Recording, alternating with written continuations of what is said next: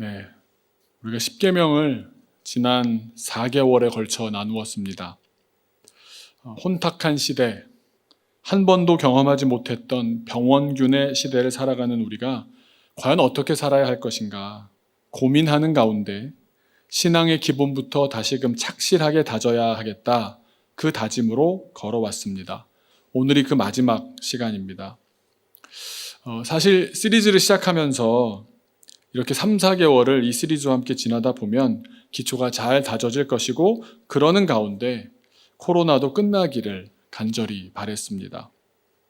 또 그 중에 보면 실제로 국가 방역과 의료진 또 국민들의 협조로 잘 통제되는 것처럼 보여서 이제 곧 끝날 수도 있겠다, 이제 어느 정도 우리가 자유롭게 생활하는 것에 무리가 없겠다라고 기대했지만 우리가 다 지금 경험하듯이 2차 대유행을 하고 말았습니다. 오늘 십계명의 말씀을 마치면서 한 번 더 마음을 다지게 하십니다.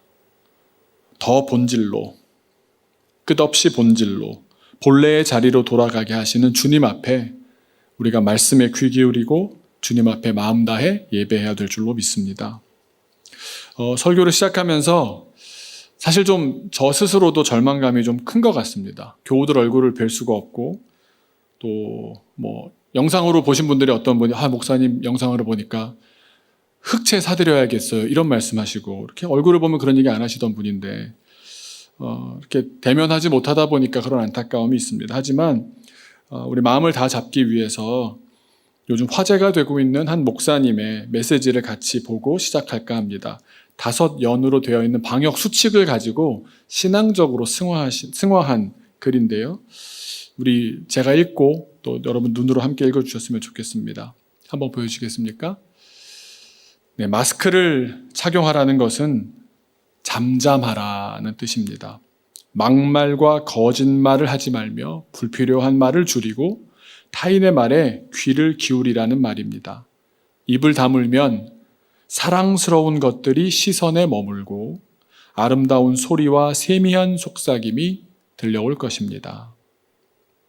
두 번째, 손을 자주 씻으라는 것은 마음을 깨끗이 닦으라는 뜻입니다. 악한 행실과 죄에서 돌이켜 회개하고 성결하라는 말입니다. 안과 밖에 깨끗하면 자신도 살고 남도 살릴 수 있다는 말입니다. 마음의 거울을 닦으면 자신이 보이고 마음의 창을 닦으면 이웃도 보일 것입니다. 세 번째로, 사람과 거리를 두라는 것은 자연을 가까이 하라는 뜻입니다. 사람끼리 모여 살면서 서로 다투고 상처를 주지 말라는 말입니다. 공기와 물과 자연의 생태계를 돌보며 조화롭게 살라는 말입니다. 자연을 가까이 하면 마음이 넉넉하여 모든 것들을 사랑하게 될 것입니다. 네 번째로, 대면 예배를 하지 말라는 것은 언제 어디서나 하나님을 바라보라, 하나님을 대면하라는 뜻입니다.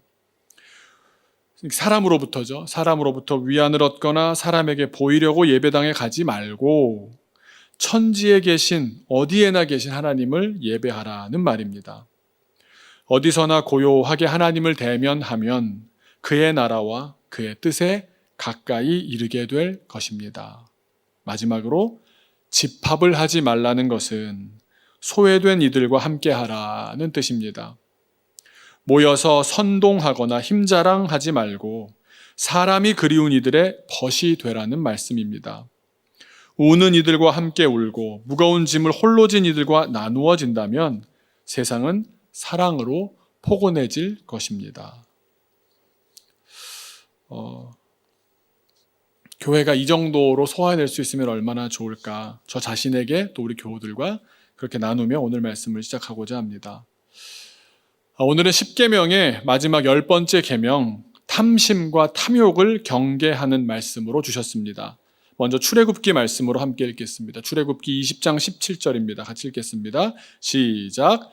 내 이웃의 집을 탐내지 말라.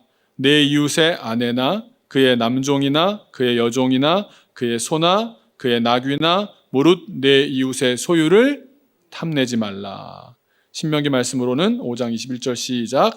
내 이웃의 아내를 탐내지 말지니라.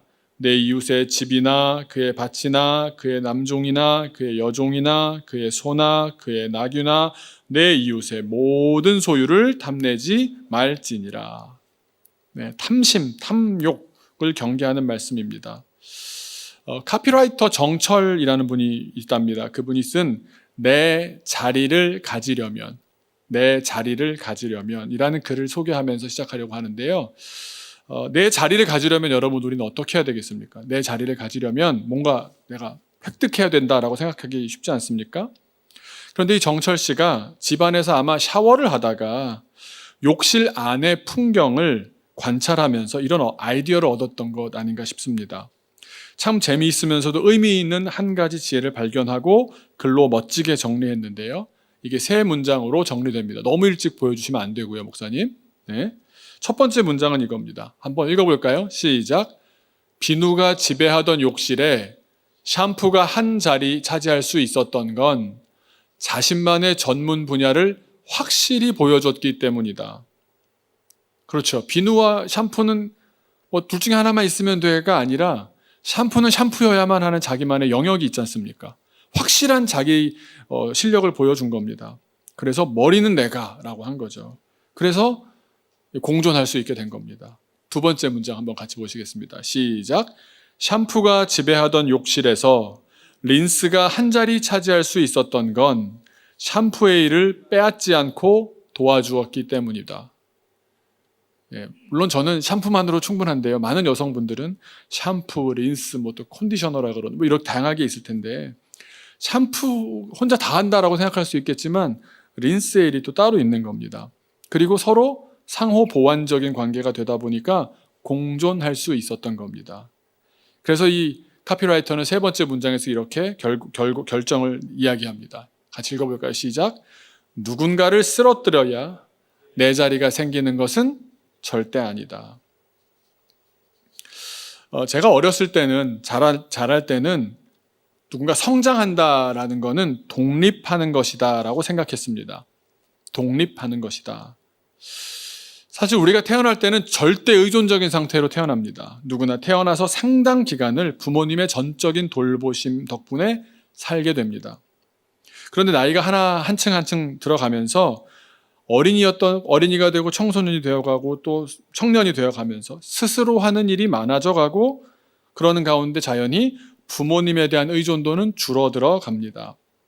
그러다가 스스로 자립할 수 있는 경제적인 또 인격적인 그리고 결혼을 통한 관계적인 독립까지 하게 되면 주변에서 누가 봐도 참 잘 자랐다라고 판단합니다. 그래서 결혼이라는 게 참 중요한데 결혼은 부모로부터 떠나서 그러니까 더 이상 의존적이지 않다는 얘기죠.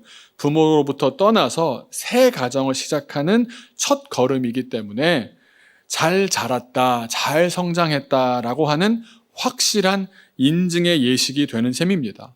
그러다 보니 온 일가 친척이 친지까지 아는 사람들, 친구까지 다 모여서 축하하고 그럽니다. 근데 거기서 끝나는 게 아니라 그건 첫 걸음일 뿐이고 그 후에 진짜 어른이 되어 갑니다. 가장의 무게를 홀로 견디면서 듬직하고 믿음직한 그래서 배우자와 자녀는 물론 부모님도 기댈 만한 사람이 되어가는 것이 잘 성장해가는 모습입니다. 그렇게 한 명의 독립적으로 우뚝 선 한 사람이 되는 것 그렇게 서는 과정 그것이 성장의 과정입니다. 요즘도 크게 다르지는 않을 것 같습니다.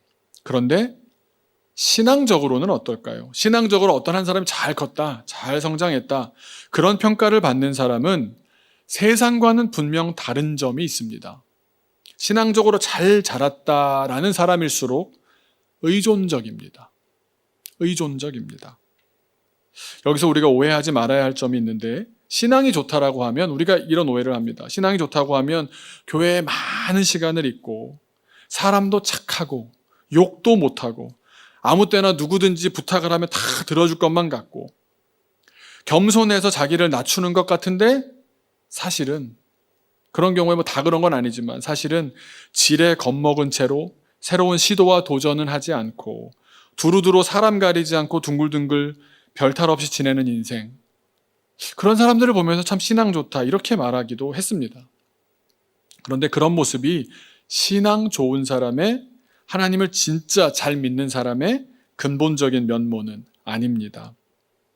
좋은 신앙인이 의존적인 이유는 무능하기 때문이 아니라 자신의 한계를 알기 때문입니다. 여러분, 사람이 자신의 한계를 인정한다는 것이 얼마나 힘든 일인지, 얼마나 어려운 일인지 아십니까? 입으로만 겸손하고 입으로만 자기를 낮추는 사람이 아니라 정말로 진정성 있게 자기 한계를 알고 인정하고 자기를 내려놓는 사람이야말로 참으로 진지하게 그분을 의지하고 의존하게 됩니다. 그래서 아까 처음에 말씀드렸던 넓은 욕실에 비누 혼자서 머리도 감고 뭐 얼굴도 닦아내고 온몸도 닦아내고 심지어 빨래까지도 해냈지 않습니까? 혼자 열일하던 비누, 자기만의 세계를 이 욕실 안에서 권위적으로 다 구축하고 있었던 그런 비누인데 샴푸가 등장하자 비누는 샴푸를 배척하지 않았습니다. 또 된장녀라는 프레임을 씌워서 발도 못 들여놓게 하지도 않았습니다. 샴푸가 비싼 거고 아무나 쓰는 거 아닌데 왜 여기까지 이렇게 하지 않았습니다. 각기 자기의 일을 하는 것을 서로 기뻐했기 때문에 공존할 수 있었습니다. 한편으론 비누가 자기의 한계를 알고 인정하고 자기를 내려놓았기 때문에 공존할 수 있었습니다. 그렇다고 비누가 욕실에서 없어졌습니까? 아닙니다. 물론 샴푸가 들어와서 확실한 자기 영역을 구축하고 그게 좀 더 화려하고 더 큰 역할을 하는 것 같아 보이니까 비누는 작아진 것이 사실입니다. 그러나 비누도 여러 형태로 발전합니다. 물 비누가 나오는가 하면 클린징 폼이라는 멋진 이름으로 새로운 기능을 스스로 찾아가면서 세분화해가며 전문화해갑니다. 그럼에도 욕실에서 샴푸의 아성은 독보적이 되었습니다. 그러나 샴푸도 비누의 양보 덕에 비누가 양보해서 욕심을 내려놓았기 때문에 본인이 자리할 수 있었듯이 린스가 등장하자 동역하면서 공존해 갑니다. 머리카락에 대해서 모든 것을 내가 다 해내겠다고 욕심부리지 않았습니다. 아마 비누한테 배우지 않았나 싶습니다.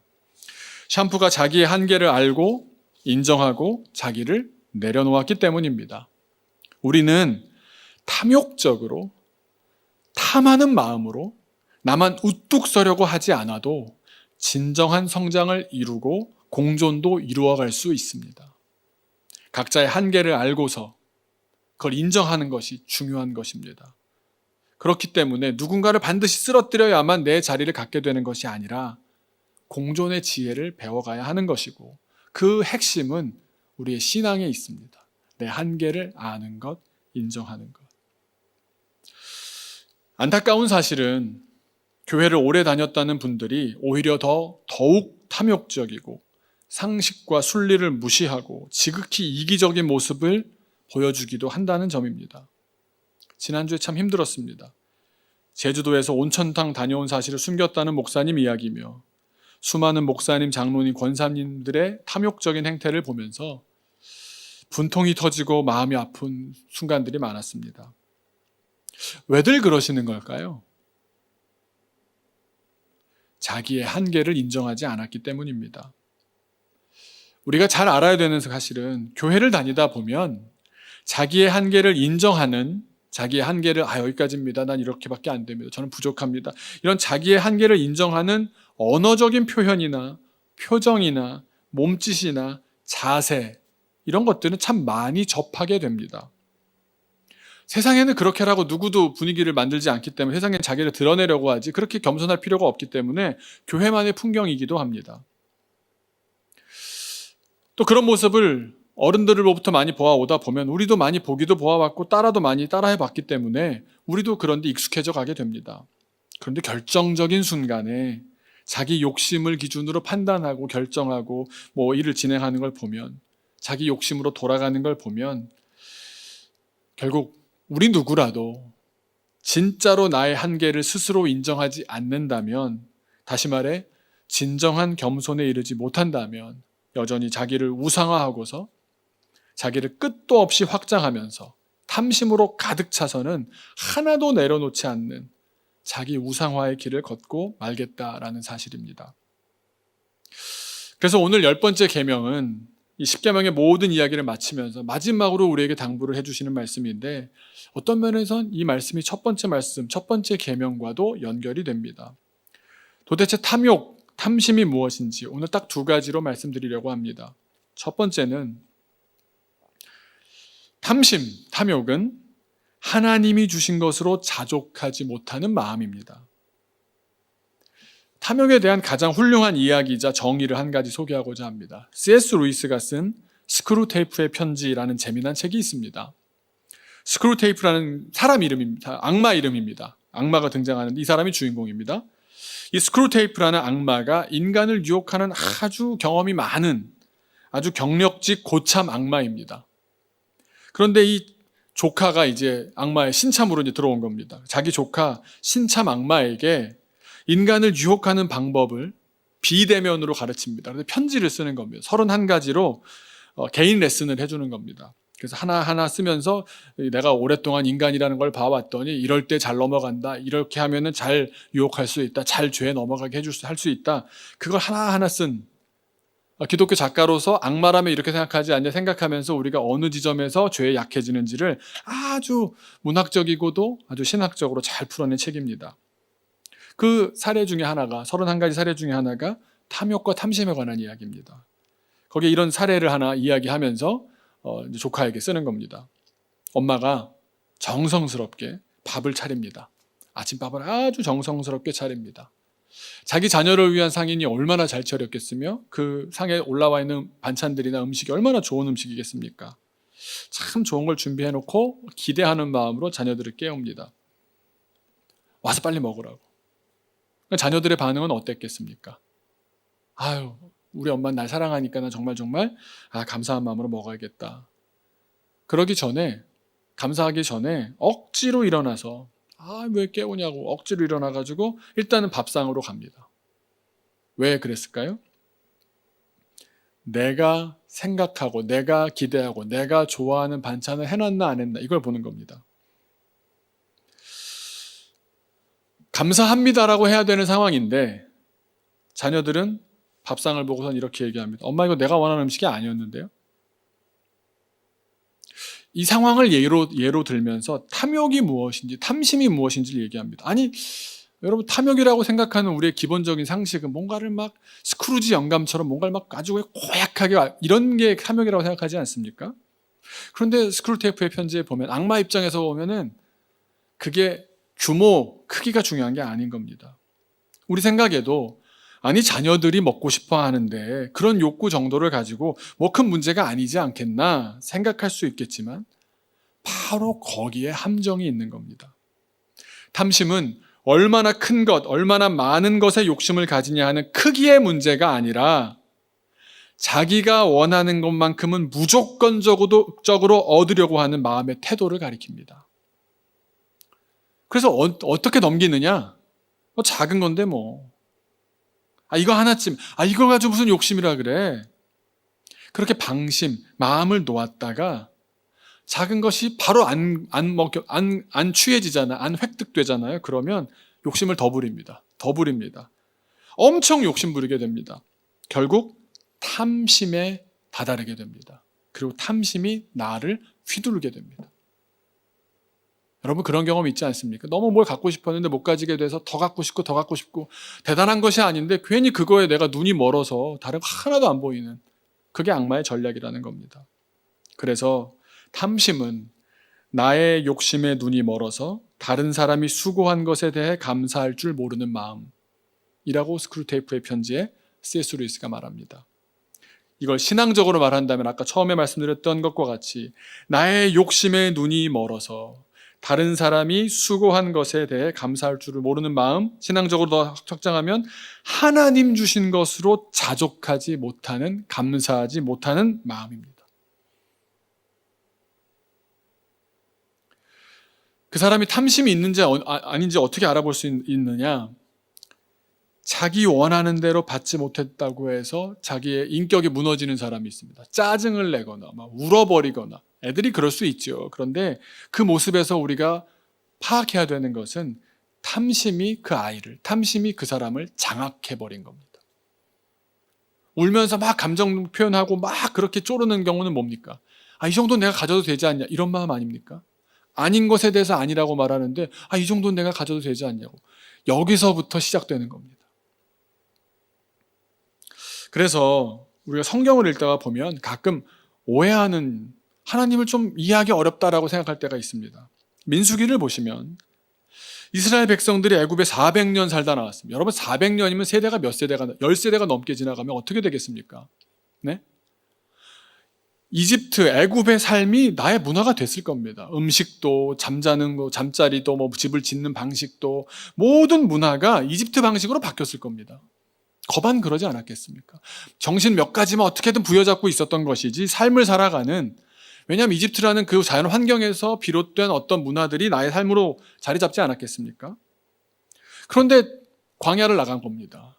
그건 당연히 하나님께서 물론 기적도 보여주셨고 날마다 엄청난 기적으로 탄수화물을 만나를 통해서 섭취하게 해주셨고 단백질을 메추라기를 통해서 주셨지만 또 물도 그렇게 반석을 쳐서 물이 나오게 하시고 그렇게 주셨지만 사람들은 400년 동안 있었던 그 문화에 보고 애굽에서 먹던 것을 그리워합니다. 그리고서는 그때가 맛있었는데 그거 먹고 싶은데.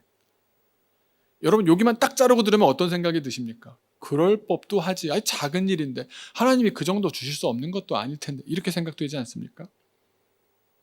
그런데 하나님께서는 진노하십니다. 대노하십니다. 엄청 세게 혼내십니다. 난리도 아닙니다. 하나님 좀 너무하신 거 아닙니까? 이 이유가 뭐냐면 탐욕, 탐심에 대한 하나님의 생각과 우리의 생각이 다르기 때문입니다. 우린 작은 거 몰래 하면서 이 정도 내가 하는 걸로 이 정도는 괜찮지 이렇게 생각합니다. 하지만 하나님은 크기를 보시는 게 아닙니다. 여기에서 또 아까 처음에 말씀드렸던 내용과 더불어 두 번째 내용까지 이어지는데 성경이 우리에게 가르쳐주는 탐욕과 탐심이 무엇인지 첫 번째, 두 번째가 함께 나와 있는데요. 먼저 우리 민수기 11장 5절과 6절 한번 보시겠습니다. 백성들이 그리워한 것이 얼마나 소소한 건지 나옵니다. 같이 한번 이 작은 것들이 무엇인지 저렇게 하나하나 얘기한 거 보면요. 진짜 이 사람들이 정말 하나하나 갖고 싶었던 겁니다. 먹고 싶었던 겁니다. 뭡니까? 시작. 우리가 애굽에 있을 때에는 값없이 생선과 오이와 참외와 부추와 파와 마늘들을 먹은 것이 생각나거늘 이제는 우리의 기력이 다하여 이 만나 외에는 보이는 것이 아무것도 없도다. 바랬던 게 뭡니까? 여러분 성경에 부추, 파, 마늘 나오는 줄 아셨습니까? 이집트에서 먹었던 겁니다. 애굽에서 먹었던 겁니다. 그것도 왜 무료로 먹었겠습니까? 배급제니까 그랬겠죠. 이들은 지금 자유민이 되어서 속박된 사람으로 있을 때 먹었던 거를 자유민이 되다 보니까 이제 하나님과 새로운 계약 관계에서 하나님이 주시는 걸로 공급받아서 새로운 인생을 살려고 가는 길인데 내가 억압받고 속박받아서 노예로 살던 때를 그리워하고 있다면 이게 얼마나 단견이고 좁은 소견입니까? 그런데 사람들은 투정하는 겁니다. 애들 반찬 투정하는 정도로 보이십니까? 그런데 왜 하나님께서 진노하시는지 아십니까? 다시 한번 정리하면 하나님이 생각하신 탐심이 첫 번째 어떤 의미라 그랬습니까? 내 욕심에 눈이 멀어서 다른 사람의 수고, 다른 사람이 누굽니까? 하나님께서 공급하신 것, 하나님께서 주기 위해서 애쓰신 것, 그 하나님께 감사할 줄 모르는 것이 첫 번째 탐심의 뜻이라 그랬습니다. 그런데 여기에 바로 이 말씀에 바로 우리 방금 읽었던 민수기 11장 5절 6절의 좀 투정하는 내용에는 두 번째 의미를 내포하고 있습니다. 두 번째는 뭐냐면 하나님의 백성인데 자기 정체성이 하나님의 백성인데 세상 사람들의 삶의 방식대로 살고자 하는 태도가 탐욕입니다. 우리가 지금 저렇게 파, 마늘, 부추 이런 거 하나하나 이것만 먹게 해주세요. 이것 좀 먹었으면 좋겠는데 이런 것까지 하나님께서 무슨 진노하시고 대노하시고 너무하시는 거 아니야? 그런데 그게 그렇게 볼 일이 아닌 겁니다. 우리가 보고 싶은 것만 저거 파마늘 부추 갖고 이런 작은 것만 보지 말고 더 크게 봐야 되는 것은요. 4절 말씀을 보시면 그 투정의 내용 안에 심각한 사안이 숨어 있습니다. 우리 4절은 한 목소리로 같이 읽겠습니다. 시작. 그들 중에 섞여 사는 다른 인종들이 탐욕을 품음에 이스라엘 자손도 다시 울며 이르되 누가 우리에게 고기를 주어 먹게 하랴. 이 투정을 한 첫 번째 사람이 누굽니까? 하나님의 백성이 아니라 하나님의 백성을 따라서 광야에 나오다 보니 여러 이민족들이 같이 따라 들어온 겁니다. 그들은 하나님의 사람이 아닌지라 그들의 생각대로 이것도 먹었으면 좋겠어. 고기도 못 먹잖아. 좀 만나만 아직 메추라기가 내리기 전이거든요. 만나만 갖고서 뭐 어떻게 살란 말이야. 단백질도 좀 먹어야지. 이런 말에 부화뇌동한 겁니다.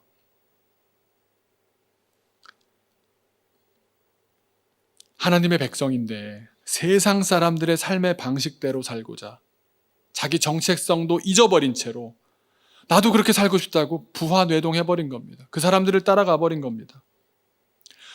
하나님이 그러실 리 없겠지만 아주 인간적으로 이해할 수 있도록 말씀드린다고 해보면 하나님 입장을 한번 생각해 보십시오.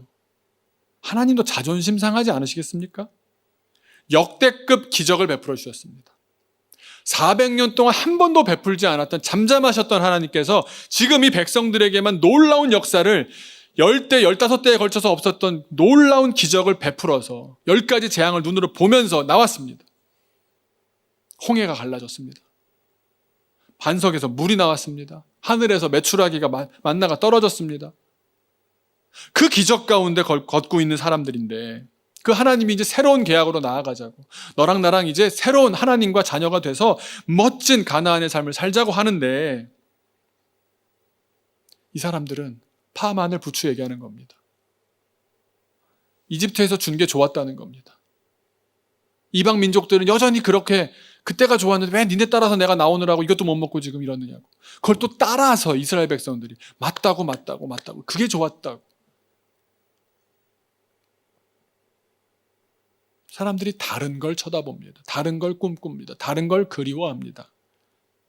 그걸 부러워하고 앉았으니 하나님 마음이 어떠셨겠습니까? 하나님이 그렇게 공급해 주셔도 다른 것을 마음에 품고 있는 것, 이 두 가지가 있는 게 뭐겠습니까? 이게 우상 숭배입니다. 탐심은 우상 숭배라고 오늘 골로새서 3장 5절은 증언하고 계십니다.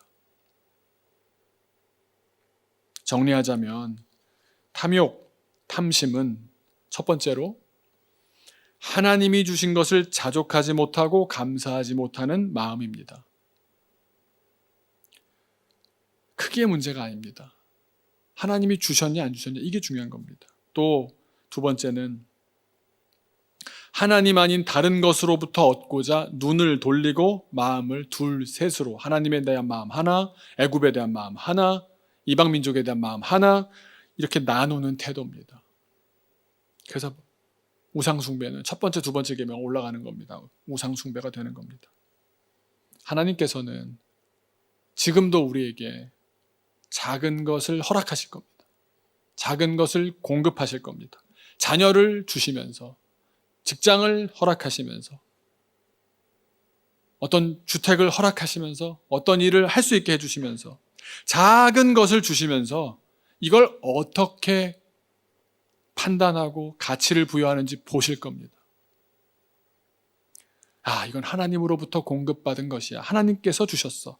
감사하고 귀하게 여기고 그것의 크기와 값어치가 아니라 세상 사람들이 그거 얼마짜리네, 그거 한 달에 얼마나 나오겠어, 걔가 한 집에 아이들 한둘씩은 다 있는 거지. 세상 사람들의 생각이 아니라 그들의 가치관이 아니라 이걸 하나님이 주셨어. 하나님이 허락하셨어. 하나님께서 공급받았기 때문에 하나님께 감사하고 그 가치를 귀하게 여기고 하나님이 주셨기에 가장 소중한 가치를 부여하는 사람, 그 사람에게 더 큰 일을 맡기지 않으시겠습니까? 그 사람에게 더 많은 일들을 허락하지 않으시겠습니까? 그 사람을 하나님께서 더 높이지 않으시겠습니까? 설교를 마치면서 아까 스크루테이프에 편지를 썼던 작가의 일화를, 개인적인 일화를 하나 소개하고자 합니다. C.S. 루이스는 살아낸 삶도, 자기가 인생을 살았던 그 삶도, 또 그가 나누었던, 온 세상 사람들하고 나누었던 글이나 강연을 통해서 나누었던 이야기도 하나였던, 둘로 갈라져 있지 않았던 사람이었습니다. C.S. 루이스는 20세기 가장 위대한 기독교 변증가요 작가로 알려져 있습니다. 지금도 한국 목사님들 설교에 마저도 C.S. 루이스만큼 자주 인용되는 사람이 없을 겁니다. 게다가 그 사람이 천재였습니다. 태어날 때부터 기프티드였습니다. 태어날 때부터 천재였습니다. 옥스퍼드 대학을 수석으로 졸업했습니다. 평생 이 사람의 직장은 옥스퍼드와 캠브리지 대학의 교수였습니다. 또 소설가였습니다. 그래서 수많은 명저를 남겼고 이미 생전에 사후에 알려진 게 아니라 살아있는 동안에 전 세계 팬들이 굉장히 많았고요. 지금도 엄청나게 많습니다. 그러니 그가 쓴 글에 대한 저작들의 인쇄만 해도 어마어마했습니다. 자, 한번 생각해 보십시오. 이 C.S. 루이스가 하나님으로부터 받은 것이 무엇입니까? 좋은 두뇌, 언어적인 재능, 표현력 아니겠습니까? C.S. 루이스의 태도는 이거였습니다. 주신 것에 감사했습니다. 자족했습니다. 그래서 열심히 주신 것을 잘 살려서 마지막까지 좋은 작품을 꾸준하게 써내려갑니다. 하나님께 영광을 돌렸습니다. 본인뿐만 아니라 많은 주변의 사람들한테도 좋은 영향을 많이 미쳤습니다.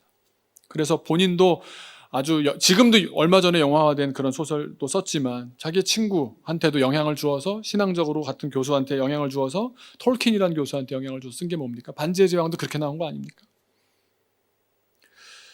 이분의 삶에 하나님 외에 다른 어떤 공급처를 노리고 손을 뻗었다는 기록이 어디에도 나와 있지 않습니다. 정치적으로 무슨 선거에 출마했다더라, 총장직에 아주 탐욕스럽게 도전했다더라, 결혼을 해서 자녀의 어떤 일가를 이루기 위해서 자기 가문을 위해서 엄청나게 했다더라, 돈을 잘 굴렸대더라, 무슨 투자를 잘했대더라, 집에 정원에 자가용 비행기 이랬다더라. 아무런 기록이 없습니다. 루이스가 죽고 나서 영국의 한 교회에서 소박하게 장례식이 열렸습니다. 그 장례식마저도 장례식 날짜가 겹치는 것도 쉽지 않은데요. 미국에 아주 인기 많았던, 그리고 그의 죽음도 아주 드라마틱했던 케네디 대통령의 장례식과 C.S. 루이스의 장례식의 날짜가 겹쳤습니다. 그러니까 언론이 다 미국의 그 케네디 대통령 총을 맞아서 어떻게 그 죽인 사람은 누구며 이러고 있는 음모론이 나오고 다 방송이고 다 그러느라고 이 C.S. 루이스의 장례식은 그냥 몇 사람만 와서 조촐하게 가까운 사람들과 함께 그렇게 열렸습니다. 근데 인생을 마감하는 시간이 되니까 그의 인생을 따져보게 되지 않습니까? 남긴 게 뭐고 돈이 얼마고 이렇게 보는데, 루이스가 남긴 재산이 35,000파운드, 현재 한화로 계산해 보면 약 8천만 원 정도였다고 합니다. 많은 사람들이 막대한 인세가 있을 것이다, 그리고 일생을 그렇게 교수로 있었으니까 그것만 잘 모았어도 다 엄청 탐욕스럽게 구두쇠처럼 모으지 않았어도 8천만 원은 좀 안 맞지 않습니까? 왜 그런가 했더니 그 막대한 인세 전부를 다 기부했습니다. 평생 자기 집을 소유해 본 적도 없었답니다. 이분이 결혼 58에 했습니다.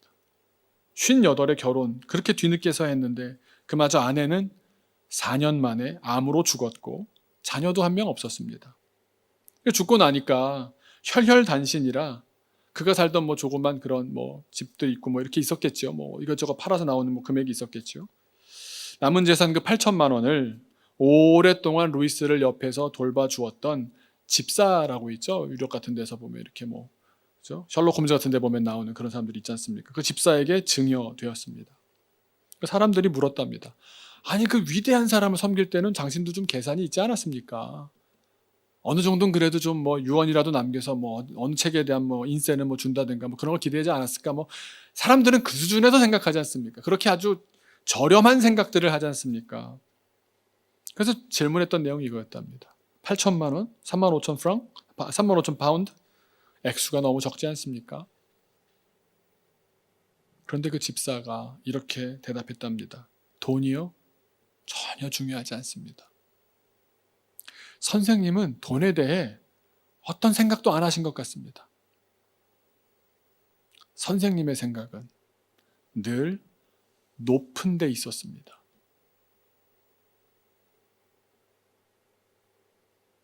루이스는 탐욕과 탐심으로 작은 것을 욕심내면서 그 욕심 때문에 결국 그 욕심이 나를 집어삼켜 내 인생이 휘둘렸던 사람도 아니었고, 하나님 아닌 다른 세상의 가치를 따라 살던 사람도 아니었습니다.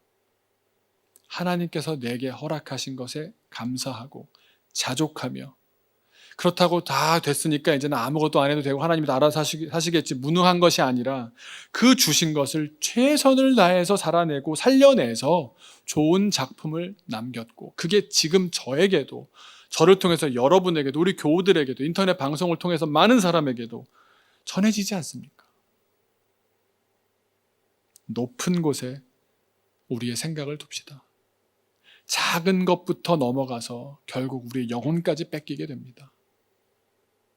우리가 우상숭배라는 죄까지 연결되는 1계명, 2계명을 어기는 그 단초가 뭐냐? 작은 것에 대한 이 정도쯤이야, 파마늘 부춘데 뭐 차면 돼 뭐, 아니라니까요. 내가 원하는 대로 밥 좀 먹는 게 뭐 그리, 아니라니까요.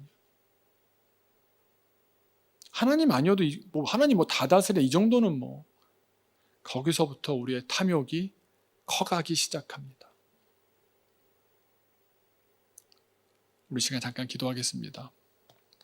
기도할 때 하나님, 우리의 생각을 높은 데 두게 하여 주옵소서.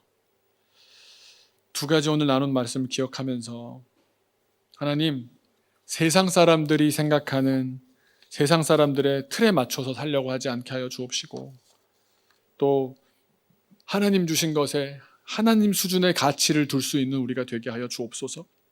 우리 같이 기도하겠습니다.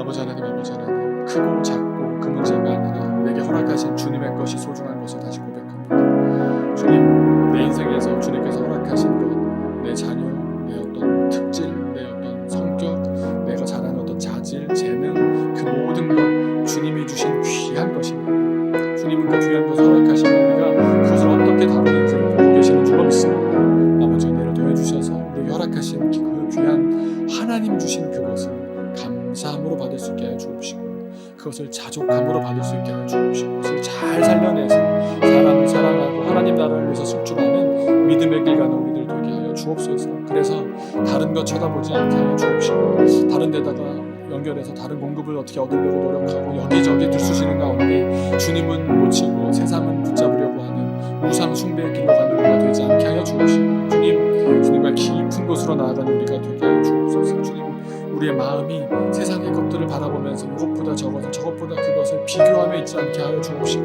하늘 높은 곳을 향할 수 있는, 높은 것을 지향할 수 있는, 고상한 것을 바라는 하나님과 더불어 주님 보시는 것을 함께 볼 수 있는 우리의 삶이 되게 하여 주옵소서.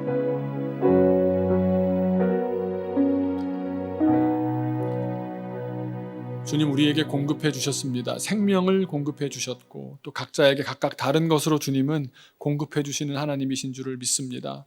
하나님께서 주신 것을 소중하게, 귀하게 하나님의 가치로 볼 수 있는 우리가 되게 하여 주옵소서. 다 그 정도는 한다고, 나도 그 정도는 있다고 그렇게 생각할 것이 아니라, 이것은 하나님이 허락하신 집이고, 이것은 하나님이 허락하신 공간이고, 이 직장은 하나님이 주신 직장이고, 이 자녀는 하나님께서 주신, 이 배우자는 하나님께서 주신 귀한 사람이라면 하나님의 마음으로 그를 대하고 그 일을 대할 수 있고 그 공간을 대할 수 있는 우리가 되게 하여 주옵소서. 또한 아버지 하나님, 우리가 세상 살다 보면 이것저것 비교하면서 하나님 외에 다른 것으로 우리의 마음을 만족해 하고자 하는 그런 시도를 할 때가 참 많습니다. 주님, 우리를 다스려 주옵소서. 우리 마음을 새롭게 하여 주옵소서. 우리가 오직 하나님으로부터 공급받고 하나님 주신 것을 감사할 뿐만 아니라 다른 것에 눈 돌리지 않는 믿음의 길을 걸어 결국 우상 숭배까지 이르게 되는 작은 탐심에 우리가 마음을 내어주는 일이 없도록 주님, 오늘도 우리 마음을, 이 한 주간도 우리의 중심을 다스려 주옵소서. 주님, 우리 마음을 흔들어대는 일들이 너무 많습니다. 세상의 커다란 이름들이 우리를 흔들어댑니다. 코로나라는 이름도, 또 방역이라는 이름도, 마스크라는 이름도, 또 문자 하나하나 뜰 때마다 가슴이 철렁철렁 내려앉으면서 몇 번 환자라는 그 이름도, 수많은 이름들이, 또 이번 주에 또 올라온다고 하는 그런 태풍의 이름도, 그 많은 이름들이 우리를 쥐어짜고 또 우리를 짓누릅니다. 하지만 주님, 우리에게는 여호와 하나님의 이름이 있습니다. 그 하나님을 믿는 크리스찬이라는 이름을 갖고 살아가는 우리가 그 모든 것을 강력히 파하시는 주님을 붙잡고 승리하는 한 주간 살게 하여 주옵소서. 주님으로 승리하는 이 한 주간을 살며 계명의 우리가 하나님의 말씀과 그 계명 가운데 분명히 붙잡고 일어서서 하나님이 원하시는 삶을 멋지게 살아내는 우리 교우들, 어디에 있든지 우리 교우들 그곳에서 다 승리하며 그렇게 살아낼 수 있도록 주님께서 역사하여 주옵소서. 감사드리며 예수님의 이름으로 기도하옵나이다. 아멘.